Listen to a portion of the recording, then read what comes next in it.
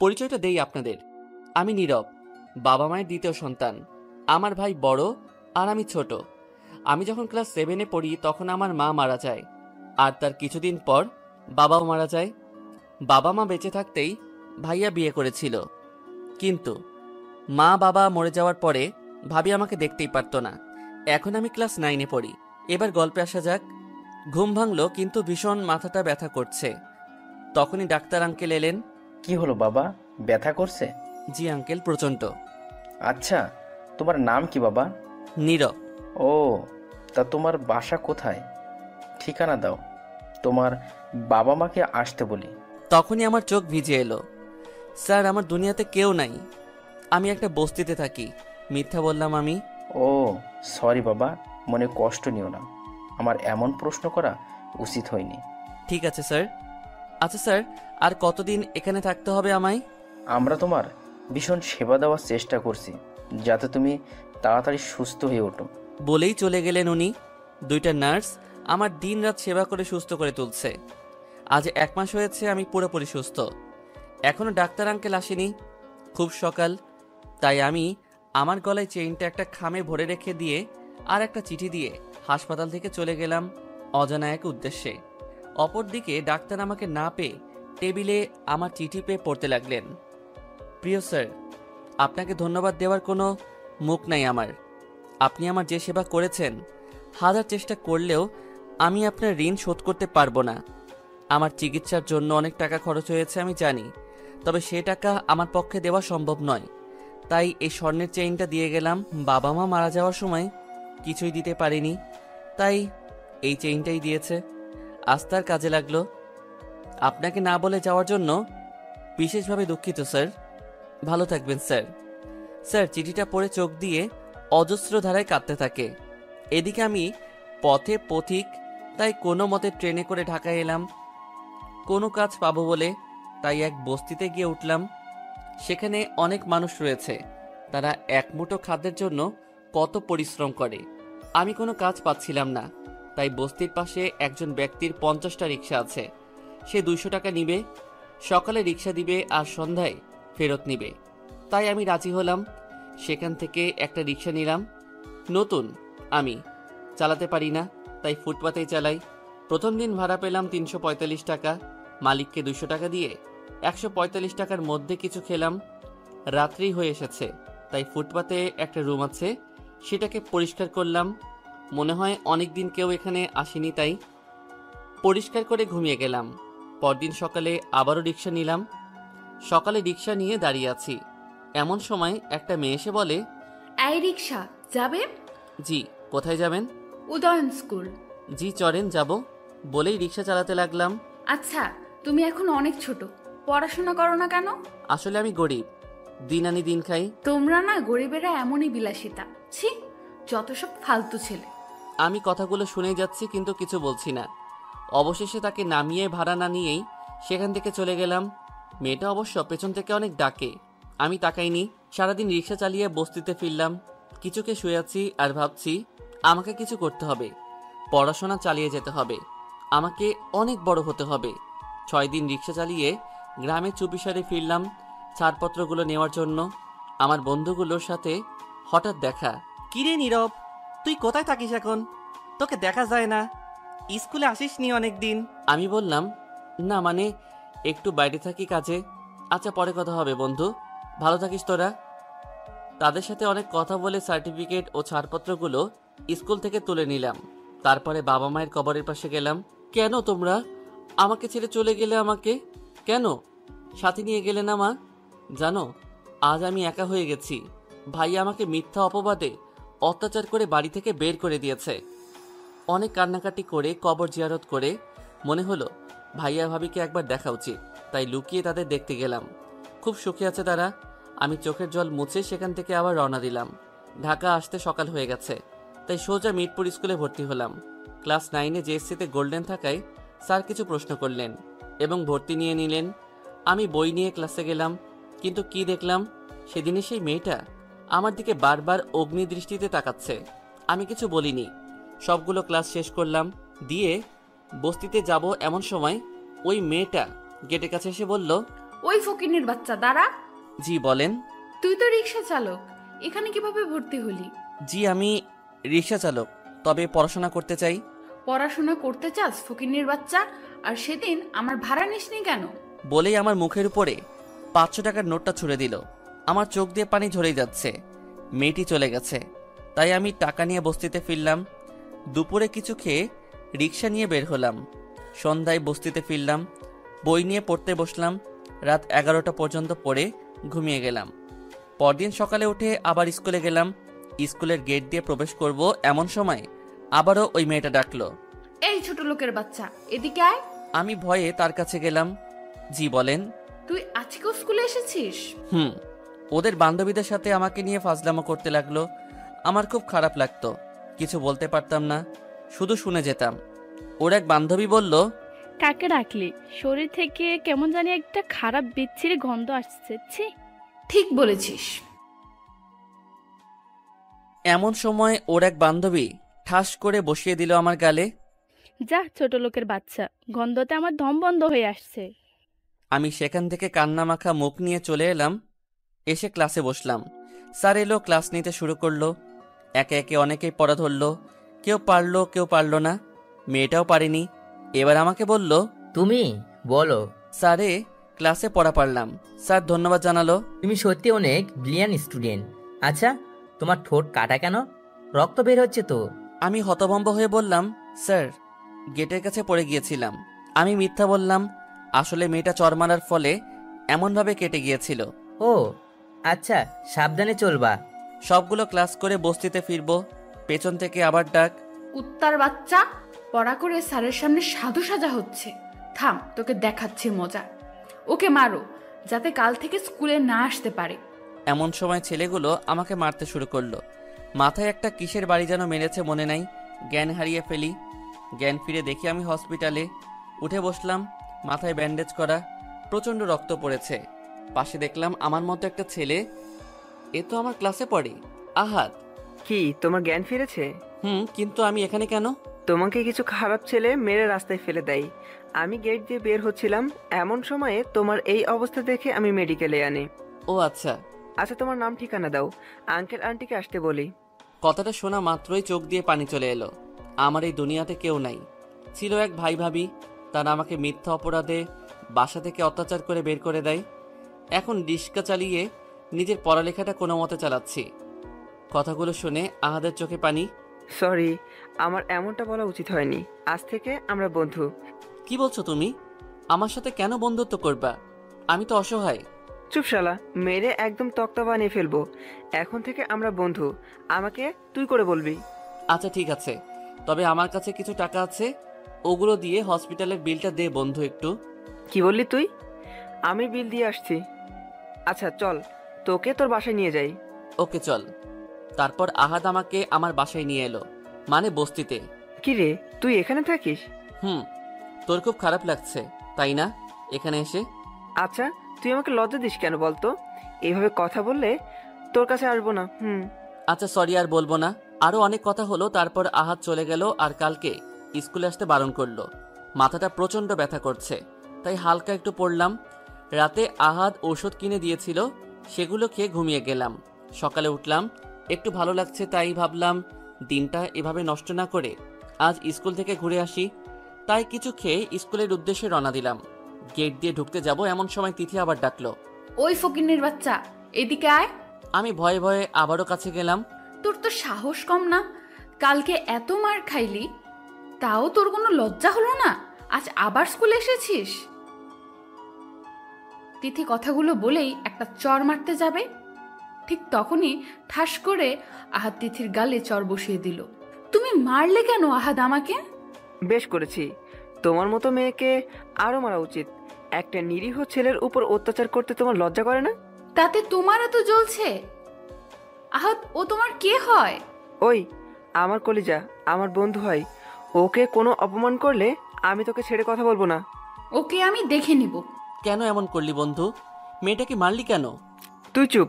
আজ তোকে স্কুলে আসতে বারণ করেছিলাম, কেন এসেছিলি? চল ক্লাসে যাই। ওকে। তারপর সেদিন কোনো মতে ক্লাস শেষ করে বাসায় যাই। আমার কাছে টাকাগুলো শেষ হওয়ার কারণে কিছু খেতে পাইনি, তাই রাতে রিক্সা নিলাম, তারপর চালাতে শুরু করলাম। রিক্সা চালিয়ে অনেক রাত হয়েছে, তাই বস্তিতে ফিরবো। এমন সময় কোথা থেকে যেন চিৎকার আসছে, বাঁচাও বাঁচাও। কিন্তু চিৎকারের কণ্ঠটা খুব পরিচিত, তাই সামনে এগোতে লাগলাম। আরে এই তো সেই ছেলেগুলো, তিথি সেদিন তাদের ডেকে আমাকে মারতে বলেছিল, আজ তারাই তিথিকে ধর্ষণ করতে যাচ্ছে। আশেপাশে দেখতে লাগলাম কিছু পাই কিনা। দেখলাম একটা লাঠি পড়ে আছে। আমি গিয়ে তাদেরকে পিটাতে লাগলাম। হঠাৎ কোথা থেকে যেন পুলিশ চলে এলো, এসেই আমাকে হাতকড়া পরিয়ে দিল। স্যার ওকে নিয়ে যান, ও আমাকে ধর্ষণ করতে চেয়েছিল, আর আমার বন্ধুরা আমাকে বাঁচাতে আসলে তাদেরকেও মারে। তিথি কথাগুলো পুলিশকে বলল। আমার তো পায়ের নিচে মাটি সরে গেল। সত্যি বলছি স্যার, আমি নির্দোষ। আমাকে ছেড়ে ওই ছেলেগুলো তিথিকে ধর্ষণ করছিল, আমি তাকে বাঁচাতে ওদেরকে মারি। স্যার ও মিথ্যা বলছে, ওকে নিয়ে যান। তারপর আমাকে নিয়ে চলে গেল থানায়। আমাকে অনেক মারধর করে পুলিশ। খুব সকাল হয়ে আছে, রশি দিয়ে আমাকে বাঁধা আছে, চোখ আবছা হয়ে আছে। দেখলাম কে যেন আসছে আমার দিকে। আরে এ তো তিথি। কিরে ফকিন্নির বাচ্চা, কেমন দিলাম? খুব আহাতকে দিয়ে সেদিন আমাকে চড় খাইয়েছিলে, এখন বুঝ ঠেলা কেমন লাগে। কিন্তু তুমি কেমনে জানলে আমি সেই রাতে রিক্সা চালাচ্ছিলাম? আমি তোকে এইভাবে আটকানোর কোনো প্ল্যান ছিল না। দেখলাম তুই রিক্সা নিয়ে যাচ্ছিস, তাই তোকে ফাঁসানোর জন্য এমন প্ল্যান করি। এবার জেলে পচে মর। আজ শরীর ভীষণ দুর্বল, পুলিশ খুব মেরেছে রাতে। অপরদিকে আহাদ আমাকে স্কুলে না পেয়ে সোজা বস্তিতে চলে গেল, কিন্তু ওখানেও আমাকে পেল না। ওর মাথায় টেনশন হতে লাগলো, তাই আবারও স্কুলে গেল। গিয়ে গাছের আড়ালে দাঁড়ালো। তিথি ওদের বান্ধবীদের সাথে গল্প করছে। জানিস, ওই ফকিন্নির বাচ্চাকে মিথ্যা ধর্ষণের দায়ে পুলিশে দিয়েছি। ও তাই নাকি? খুব ভালো করেছিস। আজ তোদের সবাইকে ট্রিট দিব। কথাগুলো শুনে আহাদের গা জ্বলে গেল, রাগ যেন কিছুতেই থামছে না। তাই গিয়ে তিথিকে করে চর বসিয়ে দিল আর বলল, বল বিয়েদবের বাচ্চা, আমার বন্ধুকে কেন মিথ্যা ধর্ষণে পুলিশে ধরালি? তুই আমাকে মারলি আহাত, তোকে আমি দেখে নেব। আরে যা যা দেখে নিস, কিন্তু বলে রাখছি একদিন তুই নীরবের জন্য খুব কান্না করবি। কথাগুলো বলেই আহাদ থানায় চলে আসে। আরে আহাদ বাবা, তুমি এখানে? জি আঙ্কেল, আমি। আমার বন্ধু কই? কে তোমার বন্ধু বাবা? যাকে আপনি রাতে ধরে এনেছেন। ও আচ্ছা। ওকে জামিন করে দিন, না হলে বাবাকে বলে আপনার চাকরি খেয়ে দিব। আসলে আহাদের বাবা একজন ডিআইজি অফিসার। না না বাবা, ছেড়ে দিচ্ছি, কিন্তু প্লিজ তোমার বাবাকে কিন্তু বলো না। তারপর আমি তো আহাদকে দেখে পুরোই অবাক। হাবিলদারকে বলে আমাকে লকআপ থেকে বের করা হলো। আহাদ এসে আমাকে জড়িয়ে ধরলো আর কান্না করতে করতে বলল, কি অবস্থা করেছে বন্ধু তোর? এরপর থেকে কেউ যদি তোর গায়ে টাচ পর্যন্ত করে, তোকে ছেড়ে কথা বলবো না তাকে আমি। তারপর আহাদ আমাকে তার বাসায় নিয়ে গেল। কলিং বেল চাপ দিতেই একটা মহিলা দরজা খুলল। আসসালামু আলাইকুম আন্টি। ওয়ালাইকুম আসসালাম। কে তুমি বাবা? মা, ও আমার বন্ধু, আগে ভিতরে আসতে দাও, তারপর সব বলবো। আচ্ছা বাবা। তারপর ভিতরে গেলাম। সন্ধ্যা হয়ে এসেছে, তাই কিছু খেয়ে আহাদ তার বাসার ছাদে নিয়ে গেল। দুজনে ছাদে গেলাম। তারপরে প্রাকৃতিক আবহাওয়া নিতে লাগলাম, মন ভালো হয়ে গেল। আচ্ছা, ওই যে ওই বাড়িতে দেখছিস বন্ধু? কোনটা? আরে পাশের ফ্ল্যাটের ওই উঁচু বিল্ডিংটা। দেখতে পাচ্ছি। কেন, ওটা তোদের বিল্ডিং নাকি? আরে পাগল না, ওটা তিথিদের বিল্ডিং। ওর বাবা ডাক্তার এবং সায়েন্টিস্ট, বাবার একমাত্র মেয়ে, কিন্তু একদম বিয়াদব। ও আচ্ছা। এইসব নিয়ে ওর সাথে অনেক কথা হলো। প্রায় রাত্রি নেমে এসেছে, তাই নিচে গেলাম দুজনেই। গিয়ে আন্টি খাবার বেড়ে দিল।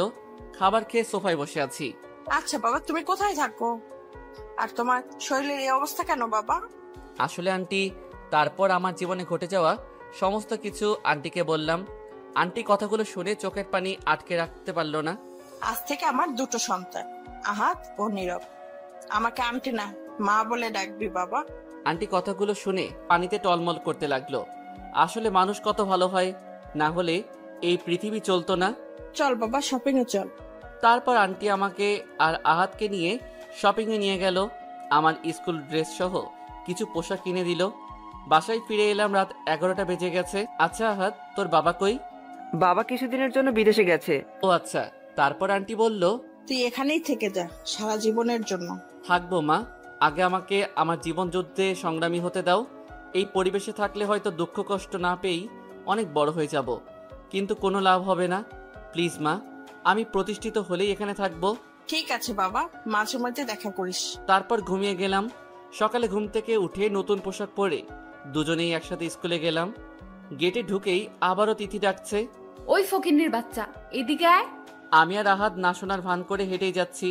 হঠাৎ পিছনে কাঁধে হাত দিয়ে ঘুরিয়ে, তোকে ডাকছি, কানে কথা যায় না? আসলে আমি শুনতে পাইনি। চল ক্লাসে যাই। ও, বন্ধুর উপরে দরদ উতলে পড়ছে। ফকিন্নিকে একদম রাজপুত্র বানিয়ে দিয়ে করে বসিয়ে দিল আহাদ। ও শুধু আমার বন্ধু না, ও আমার ভাই। তিথি মাথা নিচু করে আছে, কারণ সবাই তাকে দেখছে।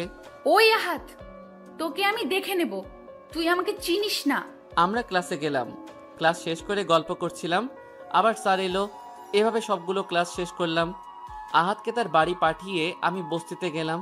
সে অনেক জোরাজোরি করছিল তার বাসায় নেওয়ার জন্য। আমি গেলাম না। বস্তিতে এসে রুমটা পরিষ্কার করলাম। দুপুর হয়েছে তাই কিছু খেয়ে একটু বিশ্রাম নিলাম। বিকেলের দিকে রিক্সা নিয়ে বের হলাম, সন্ধ্যা হয়ে এসেছে, তাই বস্তিতে ফিরবো এমন সময় কোথা থেকে যেন আওয়াজ আসছে। আরে, এটা তো আহাদের গলা, কিন্তু ও কি কোনো বিপদে পড়েছে? না, আমাকে দেখতেই হবে। তাই এগোতে লাগলাম। দেখলাম ওই ছেলেগুলোর সাথে তিথিও আছে। আহাদকে মেরে মাটিতে ফেলে দিয়েছে, মাথা দিয়ে অনেক রক্ত বের হচ্ছে। আশেপাশে কেউ নাই। অনেক কষ্টে তাকে মেডিকেল নিয়ে এলাম রিক্সাতে করে। তাকে আইসিইউতে নিয়ে গেল ডাক্তার। কিছুক্ষণ পরে ডাক্তার এসে বলল, দেখো বাবা, পেশেন্টের অনেক রক্ত পড়েছে, এখনই 2 ব্যাগ A+ গ্রুপের রক্ত লাগবে, নয়তো পেশেন্টকে বাঁচানো যাবে না। স্যার, আমার রক্ত A পজিটিভ, আমার রক্ত দিয়ে ওকে বাঁচান স্যার প্লিজ। তোমার তো বয়স হয়নি, তাছাড়া 2 ব্যাগ রক্ত কিভাবে নিব আমি তোমার শরীর থেকে? স্যার, এখন বয়স দেখে হবে না, আগে ওকে বাঁচান প্লিজ। অনেক জোরাজোরি করে ডাক্তার বলে রাজি করিয়ে 2 ব্যাগ রক্ত দিলাম। মাথাটা ঝিমাচ্ছে, তাই আহাদের ফোন থেকে ফোন করে আন্টিকে সব খুলে বললাম। আন্টি শুনে তাড়াতাড়ি মেডিকেল চলে এলো। আমার মাথাটা ঝিমাচ্ছে তাই আন্টিকে বলে রেখে আমি বস্তিতে ফিরলাম। গিয়ে বিছানায় গা এলিয়ে দিলাম। রাত্রি নেমে এসেছে, কিছু খাওয়ার শক্তি পর্যন্ত নাই, তাই ঘুমিয়ে পড়লাম। সকালে ঘুম থেকে সোজা মেডিকেলে গেলাম। আন্টি আহাদের পাশে বসে আছে আর আহাদের জ্ঞান ফিরেছে, ওষুধ খাওয়াচ্ছে। দরজায় দাঁড়িয়ে আছি আমি। হঠাৎ আহাদ দেখে বলল, আরে নীরব, ও এখানে কেন? ভিতরে আয়। আচ্ছা, কেমন আছিস এখন তুই? আমি সুস্থ। কালকে নীরব তোকে মেডিকেলে নিয়ে এসেছে, ওর মাথাটা ঝিমাচ্ছিল তাই সে চলে গেছিল।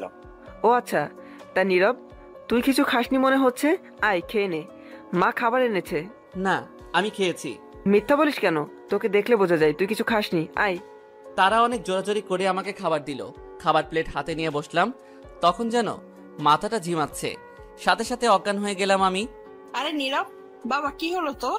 নার্স নার্স, তাড়াতাড়ি আসেন। তারপর 2টা নার্স এসে আমাকে একটা বেডে শোয়ালো।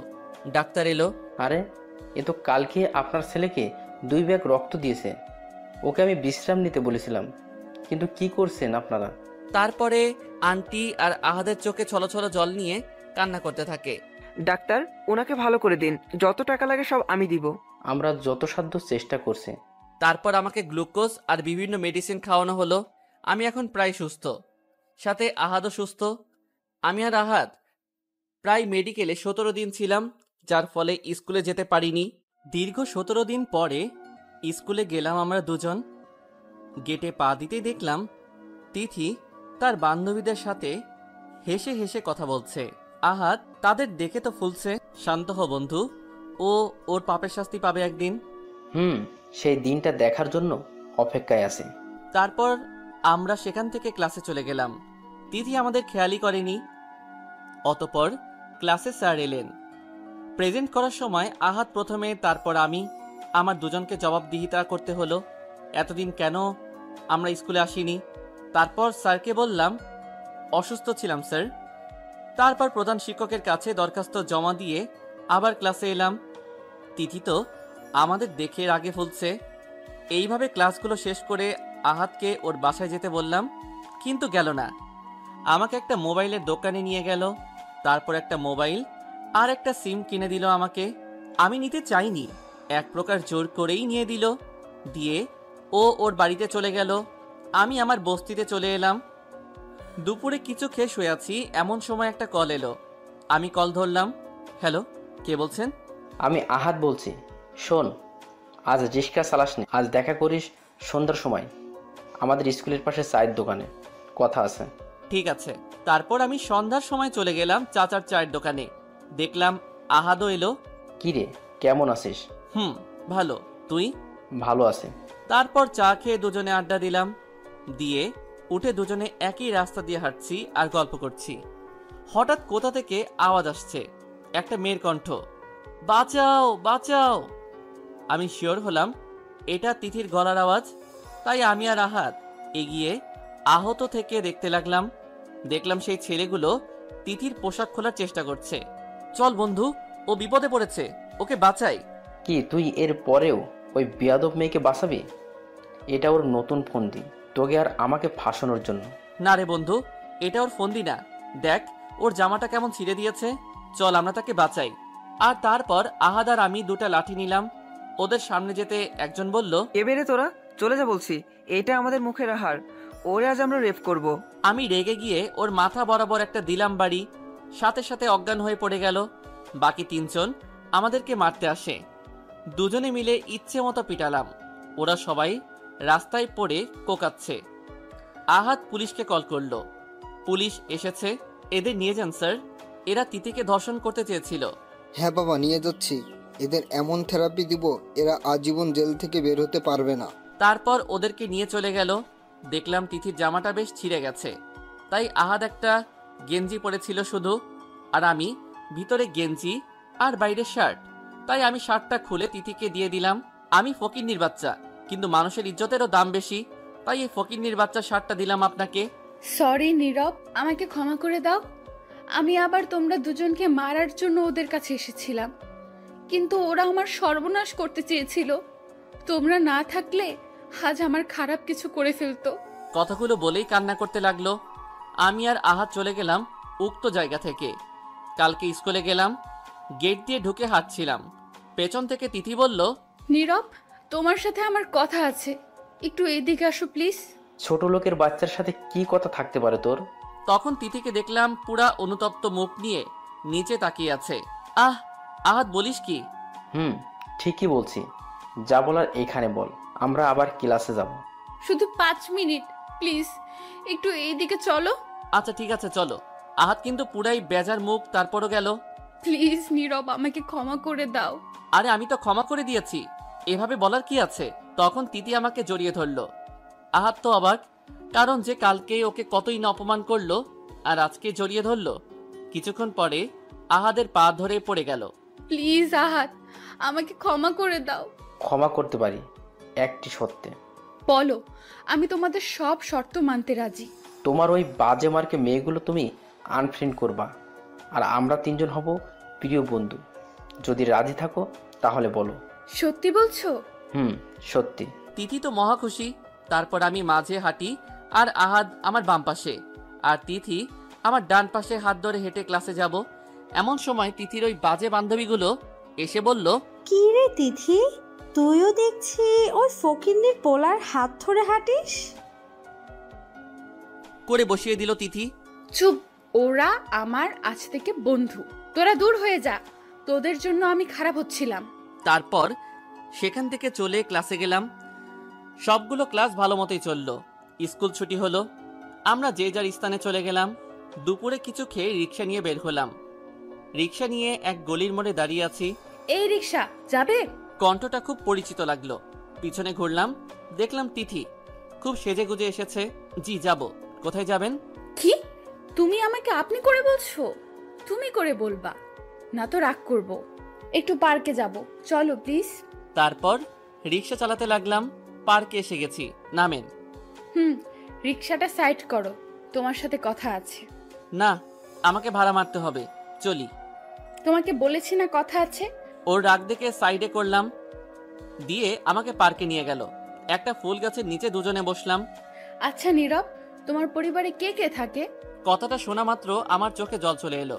আরে তুমি কান্না করছো কেন? আসলে আমার বাবা মা বেঁচে নাই, থাকার মতো এক ভাই ও ভাবি ছিল। তারপর ঘটে যাওয়া সমস্ত কিছু খুলে বললাম আমি। আমি কত বড় অন্যায় করেছি, একটা এতিম ছেলেকে আমি এত অন্যায় অত্যাচার করেছি? দেখলাম তিথির দু চোখ বেয়ে পানি ঝরছে। আরে তুমি কাঁদছো কেন? প্লিজ নীরব, তুমি আমাকে ক্ষমা করে দাও। আমি তোমার উপর না জেনে অনেক অন্যায় করেছি। আরে পাগল, আমি তোমাকে ক্ষমা করে দিয়েছি। তারপর তিথি আমাকে জড়িয়ে ধরে কান্না করতে লাগলো। তোমাকে আর বস্তিতে থাকতে হবে না, তুমি আমার বাসায় থাকবা। না তিথি, আমি পারবো না। আমার মিশন সম্পূর্ণ না হওয়া পর্যন্ত কারো দয়ায় চলবো না। আচ্ছা, তোমার নাম্বার দাও। কেন? দাও বলছি। তারপর নাম্বার দিলাম। সন্ধ্যা হয়ে এসেছে, এবার উঠি। হ্যাঁ আচ্ছা চলো। তারপরে আবার তিথিকে নিয়ে গলির মোড়ে নামিয়ে দিলাম। এই নাও 1000 টাকা। না না থাক, লাগবে না। তিথি, তুমি আমার বন্ধু, আর বন্ধুর কাছে টাকা নিতে হয় না। তিথি অনেক জোরাজোরি করলো, আমি নিলাম না। আসলে আমার কাছে টাকা নাই, তাই রাতে কিছু খেতে পেলাম না, তাই পানি খেয়ে পড়তে বসলাম। রাত 11টা বেজে গেছে। হঠাৎ কল এলো এক আননোন নাম্বার থেকে। রিসিভ করলাম। হ্যালো, কে বলছেন? তোমার খুব কাছের মানুষ। বলো তো কে আমি? ও আচ্ছা তিথি, বলো কি বলবা? কেন, ব্যস্ত আছো নাকি? আরে তেমন ব্যস্ত না। ও আচ্ছা, তা কি করছো তুমি? এই তো পড়ছিলাম। কি, তুমি এই রাত জেগে পড়ছো? কই, কত রাত হলো আবার? হয়েছে হয়েছে, তা খেয়েছো? মিথ্যা বলবো না, সত্যি। আমি জানি, বিশ্বাস আছে, তুমি অন্তত আমাকে মিথ্যে বলতে পারো না। আসলে আজ টাকা ছিল না, তাই কিছু খাইনি। কি, তুমি আমার কাছে টাকা নিলে না কেন? টুট টুট করে কেটে দিল লাইনটা। আমি আবার পড়ায় মন দিলাম। 20 মিনিট পরে কে যেন দরজায় ঠোকা দিচ্ছে। আমি ভয়ে ভয়ে দরজা খুললাম, কিন্তু আমি কি দেখলাম, এ তো তিথি। তুমি এত রাতে কেন, আর কিভাবে জানলে আমি এখানে থাকি? মানুষে খারাপ ভাববে। চুপ, একদম চুপ, কথা কম। আমি খাবার এনেছি। তাই বলে এত রাতে? তো কি হয়েছে, না খেয়ে থাকবা নাকি? আমার না খেয়ে থাকা অভ্যাস আছে। চুপ, আমি খাইয়ে দিচ্ছি। তারপর এক প্রকার জোর করে আমাকে সে খাইয়ে দিল। খুব ভালো লাগছিল আমার। তিথি দেখতেও অনেক সুন্দর। অনেক রাত হয়েছে, চলো তোমাকে এগিয়ে দিয়ে আসি। আচ্ছা চলো, কালকে কিন্তু স্কুলে আসবা। তারপর ওকে বাড়ি পর্যন্ত এগিয়ে দিয়ে এলাম। রাতে ঘুমিয়ে পড়লাম। সকালে উঠে আবার স্কুলে গেলাম। আমরা তিনজন, আহাদ, আমি আর তিথি, এক জায়গাতে বসে আছি। হঠাৎ একটা সুন্দরী মেয়ে এসে আহাদের ঘাড়ে হাত রাখলো। আচ্ছা, আমি নতুন, তাই আমার কোনো ফ্রেন্ড নাই। তোমার আমার ফ্রেন্ড হবে? অবশ্যই। তারপর আপনার নাম কি? রাবিয়া বাসরি রত্না, সবাই রত্না বলেই ডাকে। ও আচ্ছা, বসো। এখানে তারপর সবাই সবার সাথে পরিচিত হলাম। দেখলাম আহাদ আর রত্না খুব কথা বলছে, তাদের জুটিটা হেব্বি হয়েছে। সেদিন ক্লাস শেষ করে বাসায় ফিরলাম। দুপুরে খাওয়ার মতো টাকা নাই, তাই রিক্সা নিয়ে বের হলাম। গলির মোড়ে দাঁড়িয়ে আছি, 2টা বেজে গেছে, কিন্তু কোনো লোক পাই না। নীরব, চলো, আমাকে পার্কে রেখে আসবে। তবে আজ আমি বসতে পারবো না। চলো তো আগে। তারপর গেলাম। সেই একই জোরাজোরি করে আজকেও বসালো। ব্যাগ থেকে একটা টিফিন বের করলো, তারপর এতে থেকে খাবার বের করে। হা করো। আরে আমি তো খেয়েছি, আর খিদে নাই। মিথ্যা বলবা না, আমি জানি তুমি খাওনি। নাও, হা করো বলছি। কি আর করার, অবশেষে খেতে হলো। আসলে আমারও খুব খিদে পেয়েছিল। অনেক গল্প হলো। সন্ধ্যা হয়ে এসেছে, তাই আমি তিথিকে গলির মোড়ে নামিয়ে চলে যাব। এমন সময় 1000 টাকা দিয়ে বলল, আজ তুমি যদি টাকা না নাও তাহলে তোমার সাথে কোনো সম্পর্ক রাখবো না। তাই বাধ্য হয়ে নিতে হলো। এই পড়াশোনা নিয়ে 3 মাস চলে গেল। এখন তিথি আমাকে অনেক কেয়ার করে। অপরদিকে আহাদ আর রত্না খুব ভালো চলছিল। আমরা 4 বন্ধু খুব প্রিয় হয়ে উঠলাম। একদিন আমি, আহাদ আর তিথি বসে আছি। হঠাৎ রত্না এসে আহাদকে প্রপোজ করে। I love you. কি? আমি শুধু তোমাকে বন্ধু ভাবতাম, তুমি এত নিচে নামতে পারো? আমি সত্যি তোমাকে অনেক ভালোবাসি, তোমাকে ছাড়া বাঁচবো না। আমি ভালোবাসি না তোমাকে, শুধু বন্ধু ভাবি। তখনই রত্না সেখান থেকে কাঁদতে কাঁদতে চলে গেল। কাজটা ঠিক করলি না আহাদ? কথাটা বলেই আমিও রত্নার পিছনে ছুটলাম। দাঁড়াও রত্না। আমি মরে যাব। আহাদ আমাকে ভালোবাসে না, বেঁচে থেকে কি লাভ? তখন ওর হাতটা ধরলাম। শোনো রত্না, আহাদ তোমাকেও খুব ভালোবাসে। আমি কথা দিচ্ছি, তোমাদের এক করে দিব। তখনই রত্না আমাকে জড়িয়ে ধরে বলল, সত্যি করে বলছি, আমি আহাদকে ছাড়া বাঁচবো না। হ্যাঁ, কথা দিলাম। তারপর রত্নাকে নিয়ে আহাদের কাছে আসছি। অপরদিকে, আহাদ, তুমি তো ওকে খুব ভালোবাসতে, কেন এই ব্যবহার করলে? আমি শুধু একটু মজা করছিলাম, দেখি ও কি করে। এটা তুমি ঠিক করোনি আহাত, চলো ওর কাছে। তখন তিথি আহাদের হাত ধরে টেনে নিয়ে যাচ্ছে। মাঝপথে দুজনের দেখা। আমি আর তিথি মুচকি মুচকি হাসছি। ওদিকে ওরা দুইজন দুজনের চোখের দিকে তাকিয়ে আছে। তুমি আমাকে এত ভালোবাসো? মোটেও না। ও, তাহলে আমি যাই। এক পা বাড়িয়ে দেখো, পা ভেঙে ফেলবো। কথাটা বলেই আহাদের বুকে ঝাঁপিয়ে পড়লো আর কপালে কিস করতে লাগলো। আমি আর তিথি লজ্জায় মুখ ঢাকি। হয়েছে হয়েছে, আর বেশি ঢং করতে হবে না। তখন ওরা লজ্জা নিয়ে নিচে মুখ করে আছে। আহাত, একটু এদিকে আসো। বলো। তোমার প্রেমটা হয়েই গেল, আমার আর নীরবেরটা কখন হবে? হবে হবে, অপেক্ষা করো। তারপর সেদিনটা ভালোই কাটলো। এভাবে আরো 1 বছর চলে গেল। আহাদ আর রত্না জমিয়ে প্রেম করে। তিথি আমাকে এখনো বলতে পারিনি ভালোবাসি, খুব কেয়ার করে আমার। আমাদের এসএসসি পরীক্ষা চলে এলো, তাই পড়ার খুব চাপ। আর মাত্র 2 মাস বাকি। ফর্ম ফিল আপের টাকা নাই। এদিকে তিথি আমার ফর্ম ফিল আপের টাকা কখন দিয়েছে জানি না। রিক্সা চালিয়ে 4000 টাকা জড়ো করে দিয়েছিলাম। তিথি, একটু অফিসে এসো তো। কেন? ফর্ম ফিল আপের টাকা দিব তাই। ওটা আমি সবার আগেই দিয়ে দিয়েছি। কেন? দিয়েছি, তোমার কাছে টাকা ছিল না তাই। আচ্ছা, এই 4000 টাকা রাখো। আমি চাই আমার জীবনের অংশটা আমি নিজেই গড়ব। অনেক জোরাজোরি করে তিথিকে টাকা দিতে সক্ষম হলাম। পরীক্ষা শুরু হয়ে গেল। একে একে সব পরীক্ষা দিলাম। বেশ ভালোই হয়েছে সবগুলো পরীক্ষা। এখন 3 মাস ছুটি, তাই সারাদিন রিক্সা চালাই। মাঝে তিথির সাথে পার্কে যা, আহাদের সাথে রাতে দেখা করি। আর এইদিকে আমি মাঝে মধ্যে কলেজে বই পড়ি। দেখতে দেখতে 3 মাস কেটে গেল। আজ আমাদের রেজাল্ট দিবে, খুব ভয়ে আছি। দুপুর 12:45 একটা মেসেজ এলো। আলহামদুলিল্লাহ, আমি পাশ করেছি। শুধু পাশ না, গোল্ডেন প্লাস পেয়েছি। আমার ফোন বেজে উঠল। কে যেন কল দিয়েছে। আরে এ তো তিথি। ফোনটা রিসিভ করলাম। নীরব, তুমি কই? তোমার কাছে আজ মিষ্টি খাবো। তুমি গোল্ডেন পেয়েছো? হ্যাঁ অবশ্যই। তা তোমার রেজাল্ট কি? আমি জিপিএ 5 পেয়েছি। আমার অনেক খুশি। আমি 2 কেজি মিষ্টি নিলাম, দিয়ে আহাদের বাসায় গেলাম। কলিং বেল চাপ দিলাম। আন্টি দরজা খুললো। কেমন আছো মা? আহাদ কোথায়?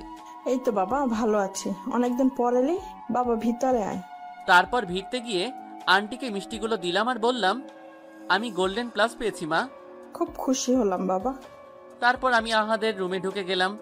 কিরে, মন খারাপ নাকি? না রে, তুই তো দারুণ রেজাল্ট করছিস। রে, তোদের দোয়াই করেছি। আচ্ছা, তো রেজাল্ট কি? জিপিএ 5 পেয়েছি। আজকে সন্ধ্যায় তোদের সবাইকে পার্টি দিব। আচ্ছা, রত্নার রেজাল্ট কি? 4.95 পেয়েছে। ও আচ্ছা, তার সন্ধ্যা 7টায় চলে আসবি। ওকে। তারপর আন্টির কাছে বিদায় নিয়ে বস্তিতে ফিরলাম। আবার তিথি কল করে ওর বাসায় আসতে বলল, তাই আবার 2 কেজি মিষ্টি নিলাম, দিয়ে তিথি বাসায় গেলাম। কলিং বেল চাপ দিলাম, দিয়ে তিথি দরজা খুললো। নীরব, ভিতরে এসো। সোফাতে বসে আছি, এমন সময়। আরে বাবা, তুমি এখানে? ডাক্তার আঙ্কেল, যিনি আমাকে বন থেকে তুলে এসে বাঁচিয়েছিল। তার মানে এটা আপনারই বাসা? তিথি আমাদের কথা বলে দেখে অবাক। জানো বাবা, তোমাকে কত খুঁজেছি কিন্তু কোথাও পাইনি। তোমার এই স্বর্ণের চেনটা এখনো যত্ন করে রেখে দিয়েছি। তারপর থেকে আমি শহরে কিভাবে এলাম সবকিছু খুলে বললাম। তোমার রেজাল্ট শুনে আমি তো মহা খুশি বাবা। এইভাবে অনেক কথা হলো আঙ্কেলের সাথে। তিথি আমার জন্য পায়েস রান্না করেছে, তাই পায়েস খেয়ে সেখান থেকে বিদায় নিলাম। সন্ধ্যায় আবার রেস্টুরেন্টে গেলাম। আমি আর আহাদ বসে আছি, এমন সময় রত্না এলো। রত্না এসে আহাদের পাশে বসতে যাচ্ছিল।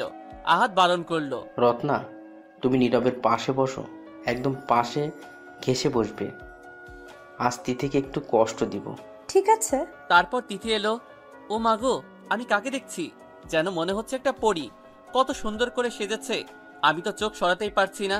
কি করছো নীরব? তুমি অন্য মেয়ের দিকে কেন তাকাচ্ছ? ওই শাকচুন্নি, তুই নীরবের পাশে কেন বসেছিস? উঠ বলছি। উঠবো না। তিথি তো রাগে কটমট করছে, তাই বাধ্য হয়ে আহাদের পাশে বসলো, কিন্তু রাগে ফুলে একদম ফায়ার। তারপর তিথির মাথায় একটা প্ল্যান এলো। ওরা আমাকে কষ্ট দেওয়ার চেষ্টা করছে। দাঁড়া শাকচুন্নি, কষ্ট কাকে বলে দেখাচ্ছি। তারপর আহাদকে জড়িয়ে ধরে ওর বুকে মাথা রাখলো তিথি।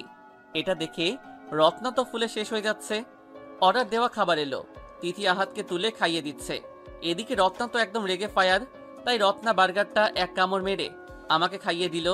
আমি আর আহাদ কিছুই বলতে পারছি না, শুধু ওদের কাণ্ড দেখে মুচকি মুচকি হাসি। এক পর্যায়ে তিথি আর রত্না রেগে উঠে চলে গেল। আমি আর আহাদ বিল পে করে চলে এলাম। রাতে তিথিকে কল দিলাম, কিন্তু ধরলো না। কয়েকবার ট্রাই করলাম, কাজ হলো না। আহাদ ফোন দিল আমাকে।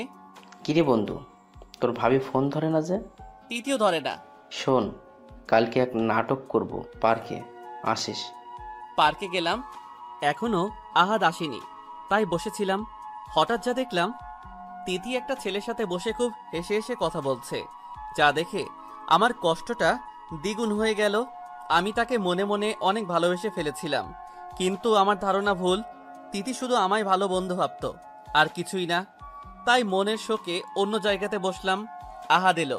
কিরে, মন খারাপ নাকি তোর? না রে, বল কি প্ল্যান করবি? আমার এই অভিমান ভালো লাগছে না। রত্না রাত থেকে কথা বলিনি, খুব কষ্ট হচ্ছে, তাই ওদের কাছে ক্ষমা চেয়ে নিচ্ছি। তাই কর, ভালো হবে। তারপর আহাদ রত্নার কাছে ক্ষমা চেয়ে নিল। আবার তাদের ভালো নতুন করে ফুটে উঠল। অপর দিকে আমি রয়ে গেলাম তিথি ভালোবাসা থেকে বঞ্চিত। রাতে বস্তিতে এসে অনেক কান্না করলাম। কলেজে ভর্তির ফর্ম ছেড়েছে, তাই আমার মোট নাম্বার 1276 থাকার কারণে মিরপুর কলেজে ভর্তি হলাম।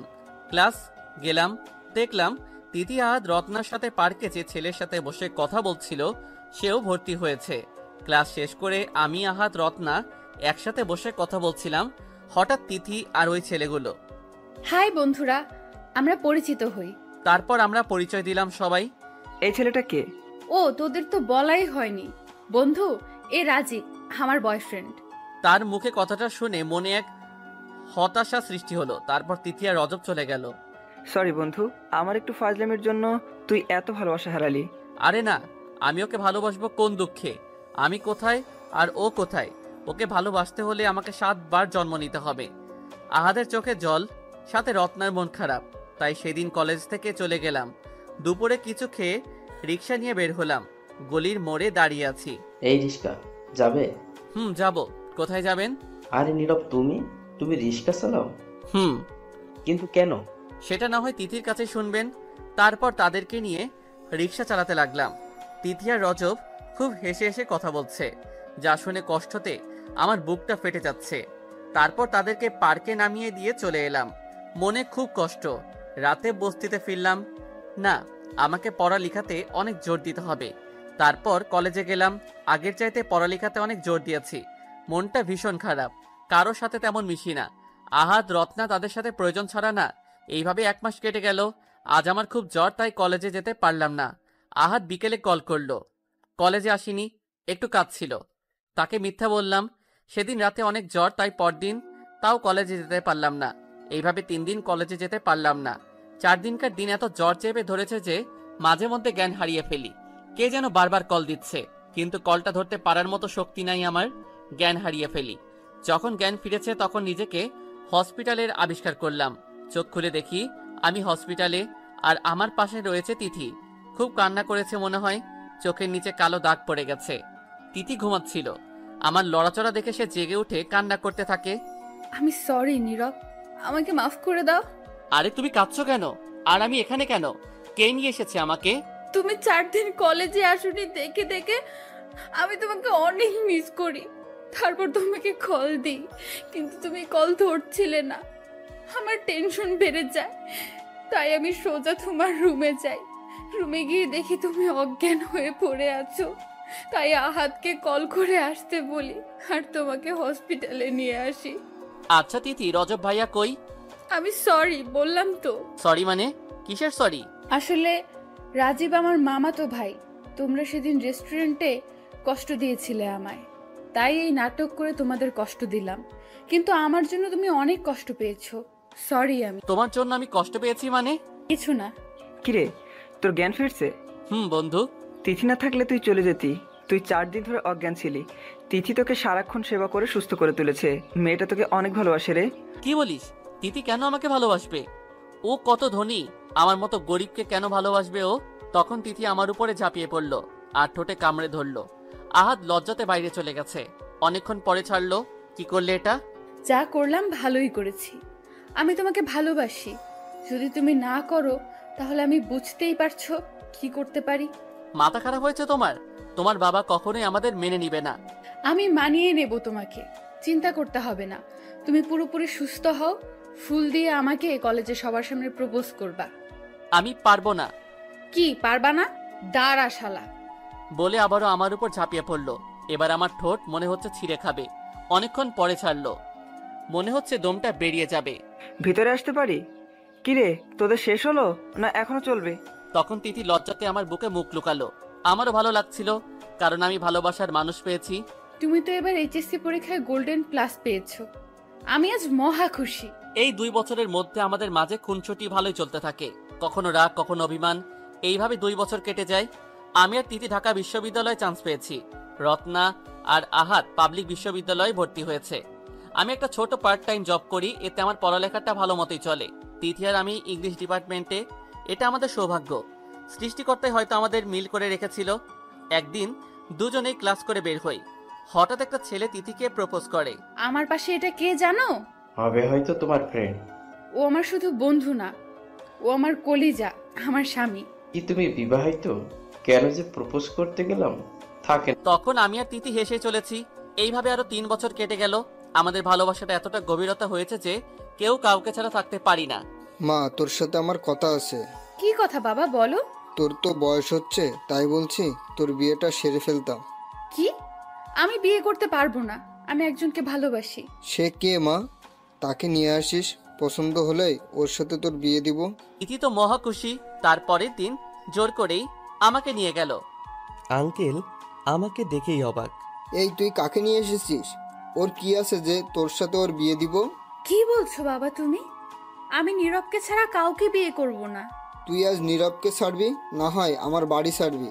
আমি এই বাড়ি গাড়ি চাই না বাবা, আমি শুধু নীরবকে চাই। তারপর তিথি আমার হাত ধরে চলে যেতে লাগলো। তখনই আঙ্কেল হাসতে শুরু করলো। আমরা পিছনে ঘুরে তাকালাম। হাসছো কেন বাবা? আমি পাগল হয়ে গেছি তাই। কি যা তা বলছো? ঠিকই বলছি। তুই শুধু নীরবকে পছন্দ করিস না, আমিও অনেক আগেই নিয়ত করেছিলাম নীরবের সাথেই তোর বিয়ে দিব। তখনই তিথি দৌড়ে গিয়ে তার বাবাকে জড়িয়ে ধরলো। হ্যাঁ রে মা, তোকে দেখছিলাম কতটা ভালোবাসিস তুই তোর ভালোবাসাকে। তুমি শুধু কষ্ট দিলে কেন বাবা? আমি তো ভয় পেয়ে গিয়েছিলাম। আর কোনো ভয় নাই মা। বাবা নীরব, এদিকে আসো। আমি চাচ্ছি তোমাদের বিয়ে এই সপ্তাহে সেরে ফেলি। না বাবা, আগে আমি প্রতিষ্ঠিত হই, তারপর বিয়ে করব। আমি চাই না ঘর জামাই থাকতে, এতে যা ইচ্ছা ভাবতে পারেন। তখনই আঙ্কেল আমাকে জড়িয়ে ধরলো। আমি জানতাম বাবা তুমি ঘর জামাই থাকবে না। তোমার মতো জামাই আমি হাজার খুঁজলেও পাবো না। তবে আমি চাই তোমাদের আংটি বদলটা সামনের সপ্তাহে সেরে ফেলবো। এতে আপত্তি করো না বাবা। আচ্ছা ঠিক আছে বাবা। তিথি তো মহা খুশি, আমাকে উপরে নিয়ে গেল, আঙ্কেল বাইরে গেল। দুজনে বসে অনেক গল্প করলাম। তিথি আমার কাছে এগোতে লাগলো, অনেক কাছে চলে এসেছে। দেখো তিথি, এসব এখন না, বিয়ের পর। যা শয়তান, তোকে বিয়ে করবই না। তাই কলেজ সুন্দরী মেয়েটা লিমা, ওই আমার দিকে তাকাই মাঝে মধ্যে। কখন যে ওকে ভালোবেসে ফেলেছি। যাক বাবা, বাঁচলাম, তোমাকে আর বিয়ে করতে হচ্ছে না। গেলাম আমি তাকেই। কুত্তা, এক পা এগিয়ে দেখ, পা ভেঙে ঘরে তুলে রাখবো। অন্য মেয়ের দিকে তাকাস, চোখ উপড়ে ফেলবো তোর। তুমি বললে বিয়ে করবে না আমাকে, তো কি করব আমি? তোকে কুমার করেই রেখে দিব, তাও অন্য মেয়ের হাতে দিব না। কি ডেঞ্জারাস মেয়ে রে বাবা, এদিকও না ওদিকও না। তারপর আমাদের আংটি বদল হয়ে গেল। এই বছর অনার্স কমপ্লিট করলাম, বিএসসি করতে হবে 2 বছর। সাবজেক্ট নিয়েছি পলিটিক্যাল সায়েন্স। অনেক পরিশ্রম করে বিএসসি কমপ্লিট করলাম, এখন শুধু চাকরির অপেক্ষায়। এদিকে আহাদ আর রত্নার বিয়ে হয়ে গেছে। তাদের বিয়েতে আমি আর তিথি অনেক আনন্দ করেছি। চাকরির একটা ইন্টারভিউ দিতে যাচ্ছি, তিথি জোর করে আমার সাথে গেল। আমার সিরিয়াল নাম্বার 543। এবার আমার ডাক পড়ল। তিথি বাইরে, আমি ভিতরে গেলাম। ইন্টারভিউ শেষ করে বাইরে এলাম। কি তোমার চাকরি হয়েছে, মনমরা কেন? কি হলো বলছো না কেন? তখনই আমি তিথিকে কোলে তুলে নাচতে থাকি। আমার চাকরি হয়ে গেছে তিথি।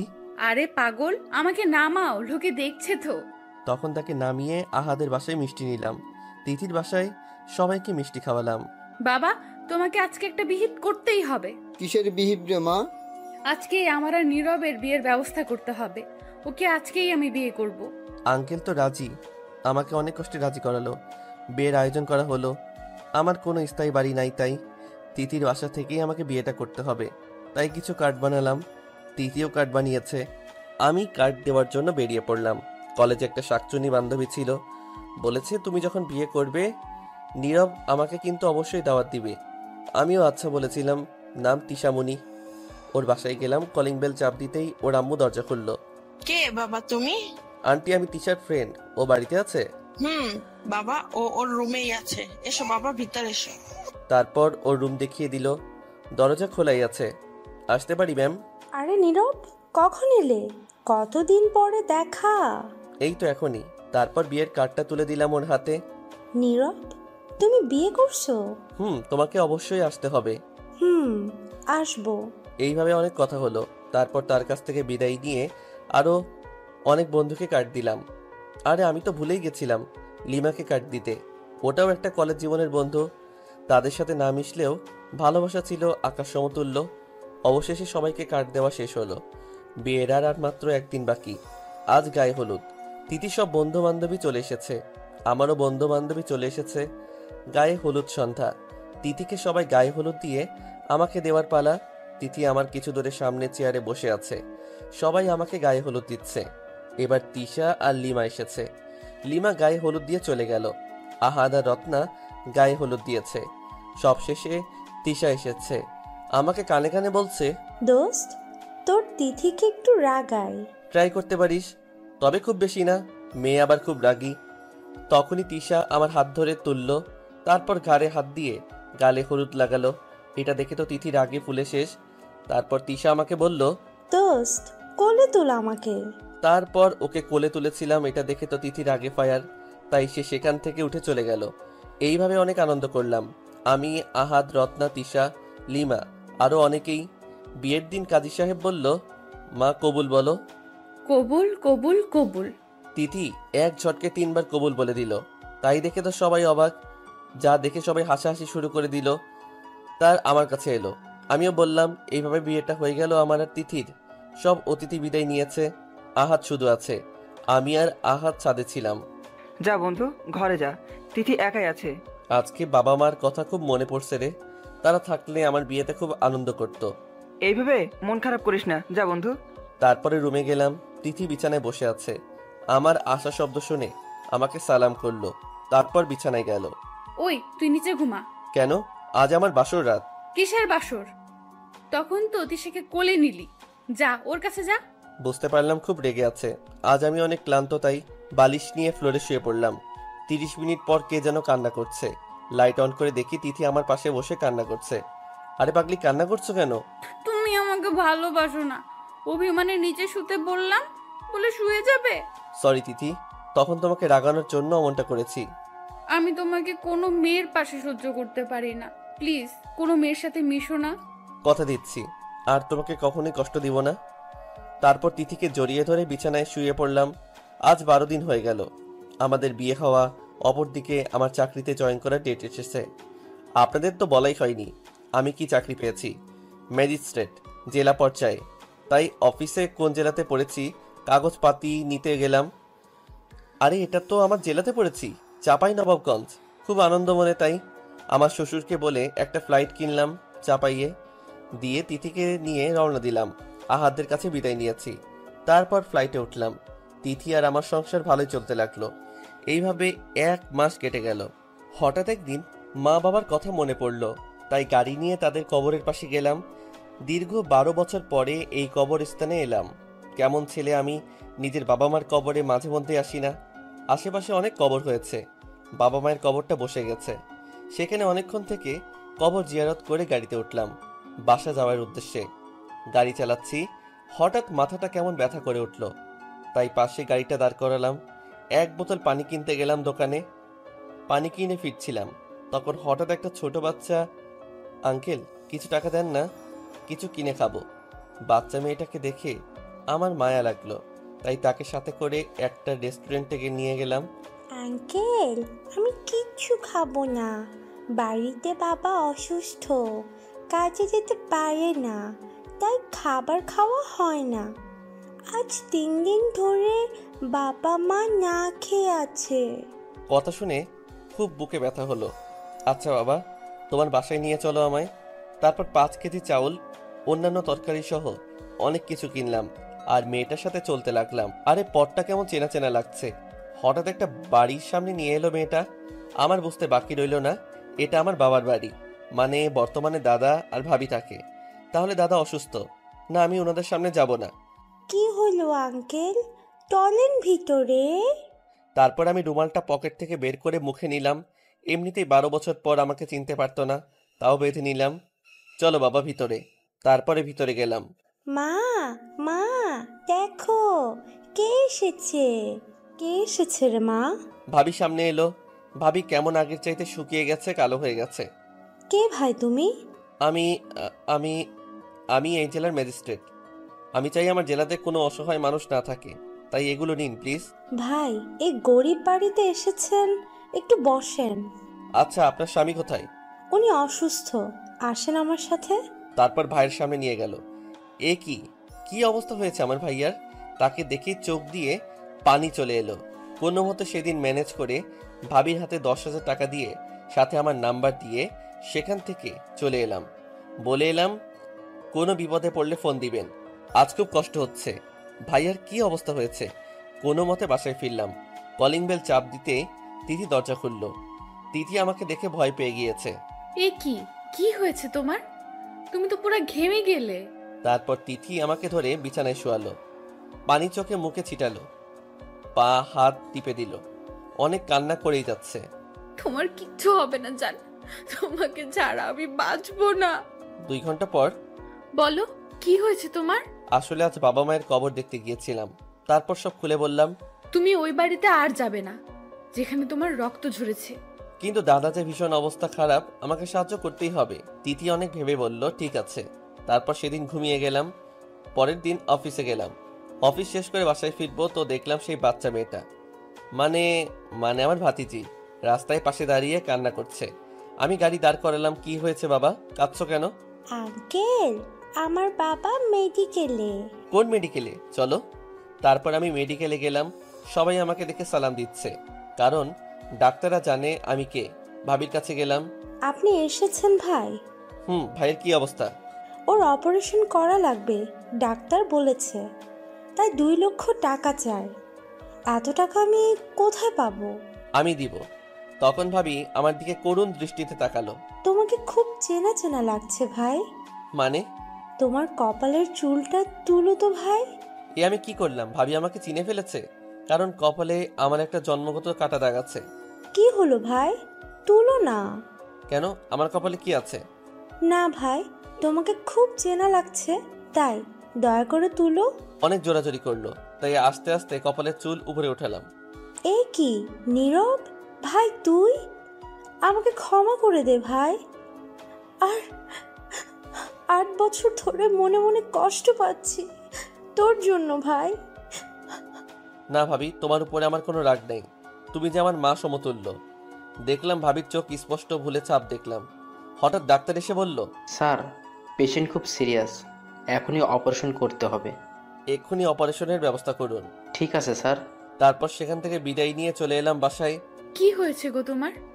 মন এত কেন খারাপ তোমার? আজ দাদার অপারেশন, টাকা জমা দিয়ে এলাম। মন খারাপ করো না, সব ঠিক হয়ে যাবে। তাই যেন হয় দিতি। আমরা কালকে দাদাকে দেখতে যাব। আচ্ছা ঠিক আছে। তারপর রাতে খেয়ে দিয়ে ঘুমিয়ে গেলাম। সকালে তিথিকে নিয়ে মেডিকেলে রওনা দিলাম। তুই এসেছিস ভাই নীরব? ভাবি। হঠাৎ আমার ভাতিজি এসে আমাকে জড়িয়ে ধরলো। চাচু তুমি এসেছো, আব্বু এখন সম্পূর্ণ সুস্থ। তারপর তিথি কোলে নিল আমার ভাতিজিকে। তোমার আম্মুর নাম কি? আমার নাম আশা। তুমি তো ভারী মিষ্টি মা। কিন্তু তুমি কে? আমি তোমার আন্টি হই, আমাকে ছোট আম্মু বলে ডাকবা। আচ্ছা ঠিক আছে। চলো ভাবি, ভাইয়াকে দেখে আসি। তারপর ভাইয়ার কাছে গেলাম। বেডে শুয়ে আছে, চোখ বন্ধ করে আছে। আমি গিয়ে কপালে হাত দিলাম। দাদা। তারপর দাদা চোখ খুলল। কে? আমি ভাইয়া, নীরব। কি, তোকে আমার সামনে আসতে বারণ করেছিলাম না? তারপর উঠে দাঁড়িয়ে আমাকে একটা জোরে ঠাস ঠাস করে বসিয়ে দিল। চটটা এতই জোরে মেরেছে যে ঠোঁট কেটে রক্ত ঝরেছে। এ কি কি করলে তুমি? ওকে মারছো কেন? ও তোমার সর্বনাশ করতে চেয়েছিল, এখন আবার ফিরে এসেছে। ওকে চলে যেতে বলো, ওর মুখ আমি দেখব না। নীরব আমার সর্বনাশ করতে চায়নি। মানে কি বলছো তুমি? হ্যাঁ ঠিকই বলছি। তখন ভাইয়া বুকে হাত দিল আর কেমন জানি করছে, তাই তাড়াতাড়ি বেডে শোয়ালাম। Doctor doctor. তারপর ডাক্তার এলেন, চেক আপ করে দেখলো আপনারা রোগীকে বেশি উত্তেজিত করে ফেলেছেন। উনি সুস্থ না হওয়া পর্যন্ত কেউ আর দেখা করতে পারবেন না। তারপর এইভাবে একটা মাস কেটে গেল। তিথিকে নিয়ে আবার হসপিটালে গেলাম।